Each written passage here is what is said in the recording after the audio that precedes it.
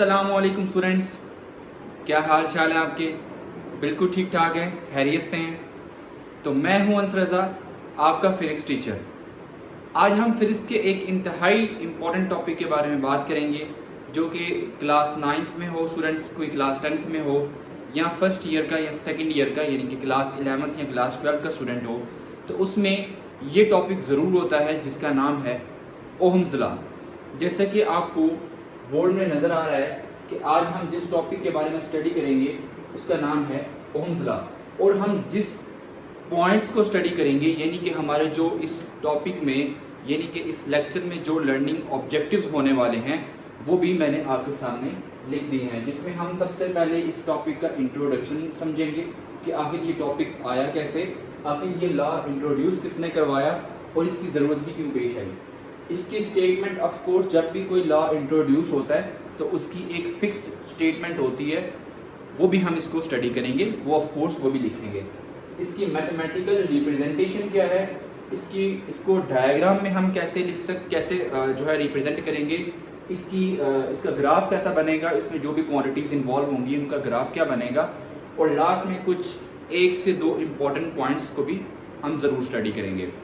लेकिन एक और चीज़ जो यहाँ पे मैंने नहीं लिखी, और वो है कि अगर आप इस टॉपिक के बारे में स्टडी कर लेते हैं तो ऑफ कोर्स इसके कुछ क्वेश्चंस पूछे जाते हैं, लाइक ये शॉर्ट क्वेश्चन के तौर पे भी आ सकता है और एज ए लॉन्ग क्वेश्चन के तौर पे भी पूछा जा सकता है पास पेपर्स में।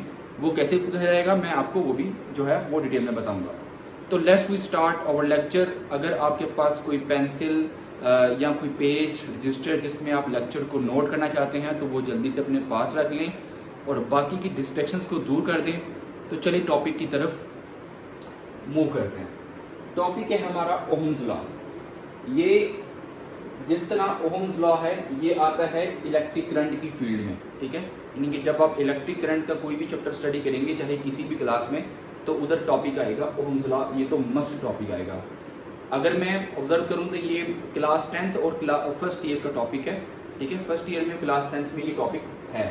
ओके, सबसे पहले इसकी इंट्रोडक्शन की बात करते हैं।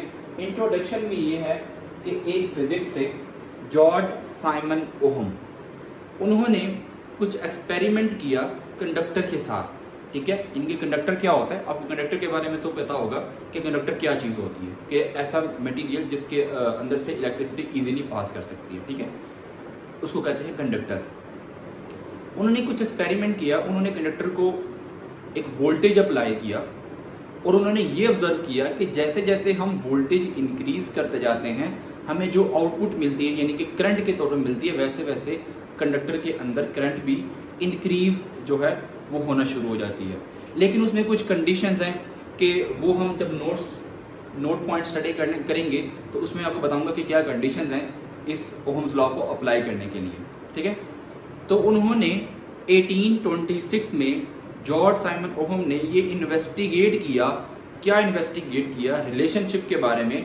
किसका रिलेशनशिप? पोटेंशियल डिफरेंस यानी कि वोल्टेज का और इलेक्ट्रिक करंट यानी कि करंट का आपस में एक दूसरे के साथ रिलेशन स्टडी किया। और वो रिलेशन इस तरह से निकल के आया कि अगर उन्होंने देखा, उन्होंने ऑब्जर्व किया, ये वो खुद से नहीं लिख रहे, उन्होंने ऑफकोर्स एक्सपेरिमेंट ही किया है, तो वो ये ऑब्जर्व कर रहे थे कि अगर हम वोल्टेज यानी कि पोटेंशियल डिफरेंस को इंक्रीज करते हैं किसी भी कंडक्टर में, तो उसमें मौजूद जो करंट है, जो करंट प्रोड्यूस हो रही है उस पोटेंशियल डिफरेंस की वजह से, वो भी इंक्रीज करना शुरू हो रही थी। तो अब इसके कुछ इंट्रोडक्शंस की, ऑफ कोर्स जब आप टॉपिक लिखना शुरू करेंगे तो इंट्रोडक्शन में कुछ ना कुछ लाइंस आपको लिखनी पड़ेगी। तो वो लाइंस हम लिखते हैं उसमें इन 1826। तो 1826 में एक साइंटिस्ट थे, इनके एक फिजिक्स थे, जॉर्ज साइमन ओहम। ये वर्ड आप अंडरलाइन कर लें, जॉर्ज साइमन ओहम। उन्होंने ये इन्वेस्टिगेट किया यानी कि एस्टैब्लिश्ड द रिलेशन बिटवीन, उन्होंने द रिलेशन बिटवीन, उन्होंने रिलेशन को एस्टैब्लिश किया यानी कि उन्होंने रिलेशन को बनाया, यानी कि उन्होंने रिलेशन को स्टडी किया किसके दरमियान? पोटेंशियल डिफरेंस डिफरेंस V यानी कि voltage and electric current means I, that's it. Electric current और पोटेंशियल डिफरेंस के दरमियान जो रिलेशन था उन्होंने उसको स्टडी किया। अब ऑफ कोर्स जब भी हम कोई लॉ लिखते हैं ना तो उसकी एक प्रॉपर स्टेटमेंट होती है, ठीक है, इनके जिसको डेफिनेशन भी कह सकते हैं, स्टेटमेंट होती है कि ये लॉ की स्टेटमेंट है। अगर हम इसी इंट्रोडक्शन को देख के डेफिनेशन इसकी लिखना चाहें तो वो हम कैसे लिख सकते हैं? वो हम ऐसे लिखेंगे, द करंट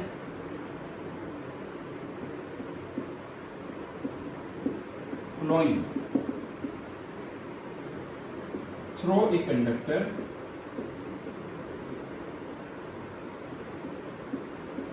यानी कि जो भी करंट फ्लो कर रही है एक कंडक्टर में, the current flowing through a conductor is directly proportional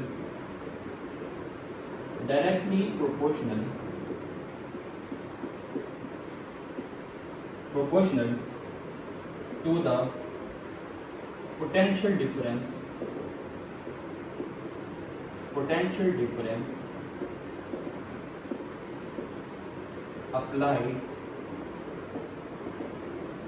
applied across its two ends of a conductor sorry। अब सर आपने डेफिनेशन तो लिख दी लेकिन हमें कुछ समझ नहीं है डेफिनेशन को समझेंगे। The current flowing through a conductor is directly proportional यानी कि जितनी भी करंट इस कंडक्टर में प्रोड्यूस हो रही है वो डायरेक्टली रिलेट होगी, यानी कि डायरेक्टली प्रोपोर्शन का मतलब है कि अगर हम एक क्वांटिटी को इंक्रीज करते हैं तो दूसरी क्वांटिटी भी ऑलरेडी उसकी बिना पे इंक्रीज होगी, अगर एक को डिक्रीज करेंगे तो दूसरी भी डिक्रीज होगी। इसको कहते हैं direct relation, directly proportional to the potential difference. किसके डायरेक्टली प्रोपोर्शनल है? पोटेंशियल डिफरेंस के डायरेक्टली प्रोपोर्शनल है। Applied across its two ends of a conductor. अब ये बताता हूँ आपको कैसे कि जब भी हम कंडक्टर के साथ वोल्टेज को अटैच करते हैं यानी कि एक्सटर्नल सोर्स को अटैच करते हैं तो जरिए बात है तभी वोल्टेज प्रोड्यूस होगा ना। तो उसकी जो दोनों एंड्स होते हैं, एक पॉजिटिव टर्मिनल होता है, एक नेगेटिव टर्मिनल होता है, उसके दरमियान पोटेंशियल डिफरेंस क्रिएट करना होता है। तो इसको कहते हैं, इसीलिए उन्होंने लिखा हुआ across its two ends of a conductor. तो जब भी हम किसी भी कंडक्टर में पोटेंशियल डिफरेंस क्रिएट करेंगे तो पोटेंशियल डिफरेंस जो होगा वो डायरेक्टली रिलेट करेगा किसके साथ? जो करंट उस कंडक्टर के अंदर फ्लो कर रही है। ठीक है, यहाँ तक क्लियर है। अब इसकी डेफिनेशन भी हमने लिख ली, इसका इंट्रोडक्शन भी देख लिया। अब हम इसका स्टडी करते हैं, इसका मैथमेटिकल रिप्रेजेंटेशन इसकी कैसे है कि इसको मैथमेटिकली हम कैसे लिख सकते हैं। तो मान लें कि हमने किसी भी कंडक्टर में वोल्टेज अप्लाई करवाई V, ठीक है, और उसका स्टेटमेंट के अकॉर्डिंग अगर हम देखें the current flowing through a conductor is directly proportional. जितनी करंट प्रोड्यूस हो रही है वो डायरेक्टली प्रोपोर्शनल, ये डायरेक्टली प्रोपोर्शनल का sign to the potential difference V। Okay हो गया। स्टेटमेंट के अकॉर्डिंग मैंने मैथमेटिकल रिप्रेजेंटेशन इसकी लिख दी है। ओके, अब ऑफ कोर्स प्रोपोर्शनलिटी साइन को खत्म करना है। उसको खत्म करने के लिए आपको एक कांस्टेंट लगाना पड़ता है और उसको हम कहते हैं I equals to 1/R V। इस ये R क्या चीज़ है?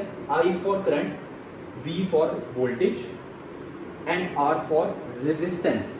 Okay, R for resistance. अब किसी भी कंडक्टर में ऑफ कोर्स कंडक्टर जो भी आप ले रहे हैं, जिस भी मटेरियल का ले रहे हैं, वो वेरी करता है अपने रेजिस्टेंस के अकॉर्डिंग कि ऑफ कोर्स उसमें रेजिस्टेंस कितनी होगी, ये उसके मटेरियल पे डिपेंड करता है कि कौन सा कंडक्टर आप ले रहे हैं, कितना प्योर कंडक्टर है। ठीक है, ये उस पर डिपेंड करता है। तो जब प्रोपोर्शनलिटी साइन को खत्म करेंगे तो हमारे पास एक कांस्टेंट आता है जिसको हम कहते हैं रेजिस्टेंस का नाम देते हैं।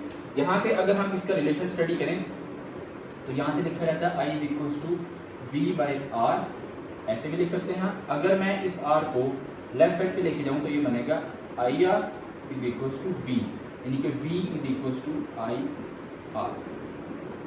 ये भी रिलेशन लिखा जाता है और ये भी रिलेशन लिखा जाता है, इसको कहते हैं Ohm's law.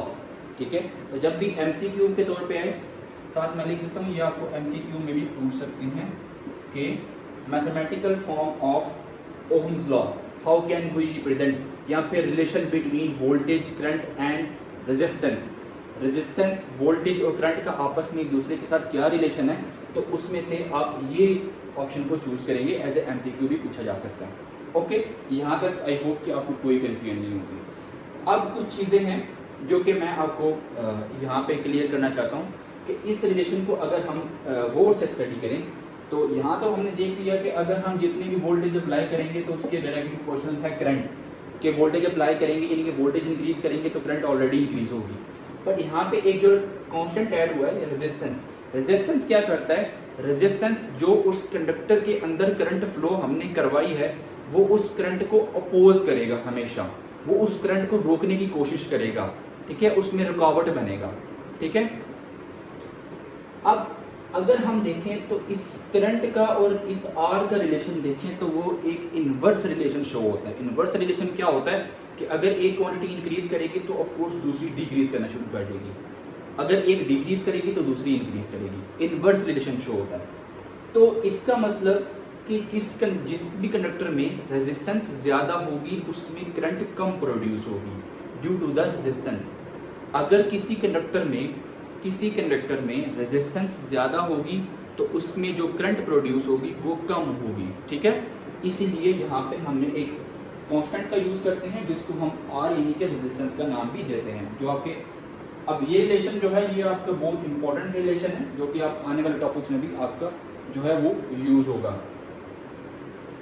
Now move on to next point which is diagram. अब इसकी डायग्राम कैसे होती है, तो मान लें कि हम कोई कंडक्टर लेते हैं, इसमें हम करंट फ्लो करवाएंगे और यहाँ पे हम लेते हैं कोई वोल्टेज।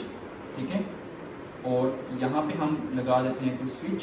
ठीक है, स्विच लगाएंगे एंड यहाँ पे हम ऑफ कोर्स इस कंडक्टर की कोई ना कोई रेजिस्टेंस है वो भी हम उसके अकॉर्डिंग ही लेंगे।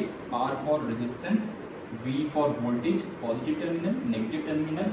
ठीक है, तो ऑफ कोर्स इसमें जब हम वोल्टेज अप्लाई करवाएंगे अपने अकॉर्डिंग वोल्टेज अप्लाई करवाते हैं। ठीक है, तो उसमें ऑफ कोर्स कोई ना कोई करंट प्रोड्यूस करेगी और इस कंडक्टर के अकॉर्डिंग ये करंट प्रोड्यूस होना शुरू होगी। ठीक है, जैसे कि हमने पोटेंशियल डिफरेंस क्रिएट करवाया तो इस कंडक्टर की क्या होगी, कुछ रेजिस्टेंस भी होगी। तो ये हमारे पास डायग्राम का जो ओहम्स लॉ का डायग्रामेटिकली हम उसको कैसे लिख सकते हैं, हम उसको ऐसे डायग्राम्स की शो कर सकते हैं सिंपल। ठीक है, कि हमने वोल्टेज इंक्रीज करनी है और किसी भी कंडक्टर में करंट फ्लो करना शुरू कर देगी और करंट जो है वो उस वोल्टेज का क्या है, एक दूसरे का डायरेक्ट रिलेशन शो करेंगे। अब आते हैं कुछ ग्राफिकल रिप्रेजेंटेशन इसकी, कि इसको हम ग्राफिकली जो है वो कैसे लिख सकते हैं। ऑफ कोर्स ग्राफिकली लिखने से पहले मैं आपको कुछ चीज़ें जो है वो बताना चाहता हूँ। इस कंडीशन में जो ओहम्स लॉ हम लिख रहे हैं इसमें हम क्या करेंगे, जो रेजिस्टेंस होगी किसी भी कंडक्टर की उसको हम कांस्टेंट रखेंगे। जब कांस्टेंट रखते हैं रेजिस्टेंस को तो हमारा जो ओहम्स लॉ का ग्राफ आता है वो एक लीनियर ग्राफ आता है। लीनियर मतलब कि अगर एक क्वांटिटी को हम इंक्रीज करेंगे तो दूसरी भी ऑफ कोर्स इंक्रीज करेगी। ठीक है, वो एक लीनियर ग्राफ है, तो वो बताता हूँ अभी आपको। तो इस कंडीशन में ओहम लॉ की जो हम कंडीशन ले रहे हैं उसमें हम रेजिस्टेंस को क्या रखेंगे, कांस्टेंट रखेंगे। मैंने आपको बताया कि रेजिस्टेंस हर कंडक्टर के अकॉर्डिंग होती है, ये डिपेंड करता है कंडक्टर की नेचर पे कि हम कौन सा कंडक्टर किस मटेरियल का ले रहे हैं। ठीक है, किसी भी कंडक्टर की रेजिस्टेंस सेम नहीं होती, हर कंडक्टर की रेजिस्टेंस डिफरेंट होती है। ठीक है, अकॉर्डिंग टू द मटेरियल। अब अगर हम इसका ग्राफ ड्रॉ करें तो ऑफ कोर्स ग्राफ में एक्स एक्सिस और वाई एक्सिस ड्रॉ करने पड़ते हैं। तो वाई एक्सिस में हम लेंगे वोल्टेज अप्लाई करेंगे एंड वाई एक्सिस में हम करंट अप्लाई करेंगे। According to the Ohm's law अगर हम वोल्टेज को इंक्रीज करते हैं तो करंट भी इंक्रीज होगी। याद रहे कि मैं बता रहा हूं कि इसमें हम रेजिस्टेंस जो है वो कांस्टेंट ले रहे हैं, जो कंडक्टर हम यूज कर रहे हैं उसकी रेजिस्टेंस हमने कांस्टेंट रखी हुई है। ओके, अब मान लें कि मैं इसमें वोल्टेज इंक्रीज करता हूँ, मान लें कि मैं यहाँ पे वोल्टेज ले आता हूँ तो ऑफ कोर्स वोल्टेज इंक्रीज करने से क्या होगा, करंट भी इंक्रीज करेगी, तो करंट भी यहाँ पे पहुंच जाएगी ऑफ कोर्स। तो अगर मैं यहाँ से स्टार्ट करूँ, यहाँ पे जीरो वोल्टेज जीरो करंट, तो करंट बढ़नी शुरू हुई तो वोल्टेज बढ़ाई तो करंट भी क्या होनी शुरू होगी, इंक्रीज होना शुरू हो जाएगी। अगर मैं वोल्टेज यहाँ पे ले जाऊँ तो करंट यहाँ पे चली जाएगी। ऑफ कोर्स दोनों एक दूसरे तक इंक्रीज कर रहे हैं। जैसे जैसे मैं वोल्टेज इंक्रीज करवा रहा हूँ वैसे वैसे मेरी करंट जो है वो इंक्रीज होना शुरू हो गई है। तो इसको कहते हैं लीनियर ग्राफ, ठीक है, कि मैं वोल्टेज इंक्रीज कर रहा हूँ, मेरी करंट ऑलरेडी उसके साथ इंक्रीज करना शुरू हो गई है डायरेक्ट रिलेशन के साथ। बट इसमें हम क्या लेंगे, रेजिस्टेंस रिमेन्स कांस्टेंट।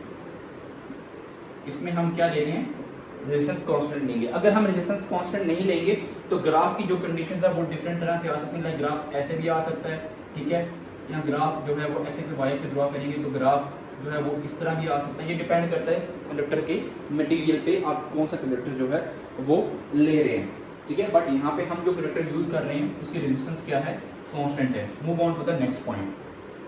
आई होप कि यहाँ तक आपको क्लियर हो चुका होगा। Next point is very important note point, कि जब भी हम ओम्स लॉ को अप्लाई करते हैं तो उसमें कुछ चीज़ें हमें जो है वो अपने माइंड में रखनी चाहिए। इससे पहले हम स्टडी करते हैं रेजिस्टेंस के बारे में। कि रेजिस्टेंस मैंने आपको बताया क्या होती है। रेजिस्टेंस होती है जो करंट को अपोज करती है, ठीक है, ऐसी क्वांटिटी जो कि करंट को अपोज करे। ओके, अब रेजिस्टेंस का ऐसा यूनिट क्या होता है, SI unit of resistance is ohm, और इसको हम डिनोट करते हैं इस तरह, सिंबॉलिकली हम इसको लिखते हैं इस तरह। जो रेजिस्टेंस होती है उसका unit, very important point for MCQ, ऐसा unit of resistance is ohm, ठीक है। इसको हम ऐसे भी लिख सकते हैं ओहम को, ये सिंबॉलिकली ओहम को हम लिख सकते हैं। अब कुछ इंपॉर्टेंट नोट्स, जब भी हम ओहम्स लॉ को अप्लाई करते हैं तो उसमें हम जितनी भी फिजिकल स्टेट्स हैं, यानी कि फिजिकल कंडीशन है, लाइक टेम्परेचर है किसी भी कंडक्टर का टेम्परेचर है, जो उसकी डायमेंशंस हैं, लाइक लेंथ विड्थ हाइट, जो उसकी डायमेंशंस हैं, टेम्परेचर है, प्रेशर है और डिफरेंट चीज़ें हैं, वो हम उनको तमाम फिजिकल स्टेट्स को हम क्या रखते हैं, कांस्टेंट रखते हैं जब भी हम ओम्स लॉ अप्लाई करते हैं। क्योंकि जब वो कांस्टेंट नहीं रखेंगे तो आपका ओम्स लॉ सही तरह अप्लाई नहीं हो सकेगा। तो यहाँ पे हमें एक चीज़ का खास याद रखना है, all the physical states like dimensions,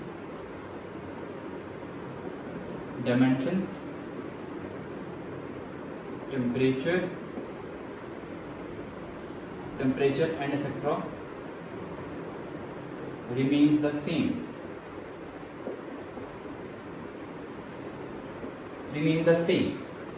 तो जब भी हम ओम्स लॉ अप्लाई करते हैं उसमें हमें ये फिजिकल स्टेट्स को, यानी कि फिजिकल कंडीशंस को सेम रखना पड़ता है, तभी हमारा ओम्स लॉ सही तरह अप्लाई हो सकेगा, ठीक है। तो ये कुछ इंपॉर्टेंट पॉइंट्स है जिसमें हमने इंट्रोडक्शन को स्टडी किया, उसकी स्टेटमेंट क्या है, मैथमेटिकली कैसे लिखेंगे, डायग्राम उसकी क्या है, उसकी ग्राफिकल रिप्रेजेंटेशन क्या है, और उसके कुछ दो इंपॉर्टेंट पॉइंट्स, यानी कि दो इंपॉर्टेंट नोट्स को भी स्टडी किया है।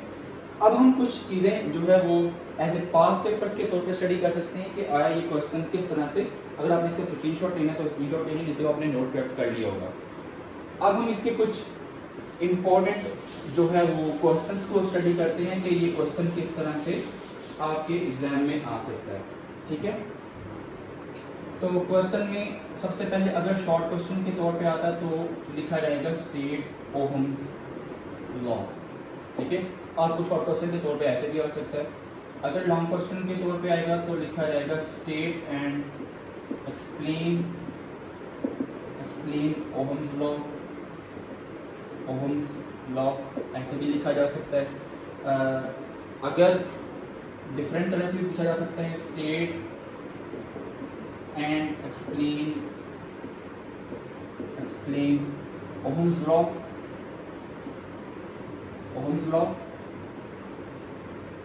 and how the resistance